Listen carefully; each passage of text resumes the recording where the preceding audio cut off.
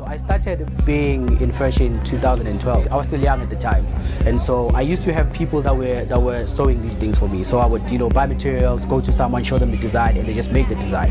And I mean, we caught a lot of steam. We had a lot of interest. So fast forward to 2018. 2018, I was in New York. I'm looking at this environment, and I'm like, I really don't have this thing back at home. I can look at the stuff that I love the most. I love design, and I'm looking at the clothing brands that I hear. I'm looking at how they're communicating their brands, how they're designing, the quality of the brands. I promised myself, because the day that when I get back home, like, this is the thing that I'm gonna start working on. I remember I had a budget for December. I had a bit of money.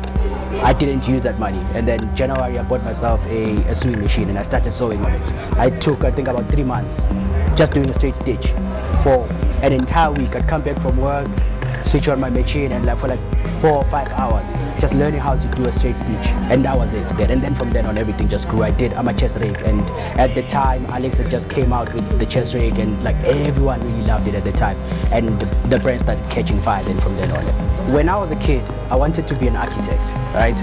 But I mean, I went to a Pisatong. At Pisatong, we didn't have technical drawing, so I wanted to go to a vet. So when I submitted my stuff at vets, they were like, okay, can you please give us a portfolio? I was like, fuck, a portfolio, what is that? Like, yo, your drawings. Like, fuck, I don't have drawings. So I went and I did chemistry, I did mathematics, I did physics. But I mean, I'd always had that love for architecture. There's a guy called Tadao Ando. He's like a self-taught guy. He does these very nice buildings in like concrete.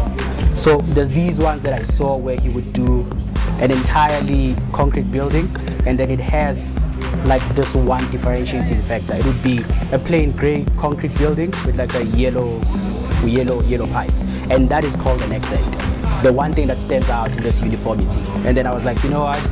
This kind of resonates with what I'm trying to build. I'm really trying to build this brand that will stand out of everything. As a brand, you go through ups and downs. There's a time where you come in and you say, I'm establishing this brand, and then the first thing that you do is like look around. What are the people around you doing? And you start copying. I mean, you see already defined ways of pushing a brand. So you go in there and start doing the same things that everyone else is doing. But I mean, there came a time where things didn't really go so well for me, and then I sat down with myself and I was like, you know what, if I want to do this in the way that I want to do it, I can't copy the things that everyone else is doing. And then for like 3 months I sat and I planned issue 001. I planned the rollout, like how is it gonna go out. I planned the communication, how people are gonna be informed about it, stuff like that. Issue 001 came out end of November. So I sold out everything that I planned to sell November, December, and January. Everything sold out in 2 weeks. I had to put out communication, say, hey guys, I'm not taking any more orders of this. So that was it. And people have received this super well. I'm like super happy with the support that I've got. Being different doesn't, a lot of the time it doesn't mean you have to be super, out of the norm. Sometimes being different just means being better. So AKCENTS Studio, the way that I'm trying to position it, I'm trying to get a high level of product, high level of quality, high level of communication. Like, those are the pillars that I'm trying to build a brand on. I want people to look at AKCENTS Studio and say, oh, I love what this guy's doing. This guy, he's not going big on Instagram. This guy's doing exhibitions. He thinks physical experiences are great. So I want people to take those kind of cues from the brand that I'm trying to create.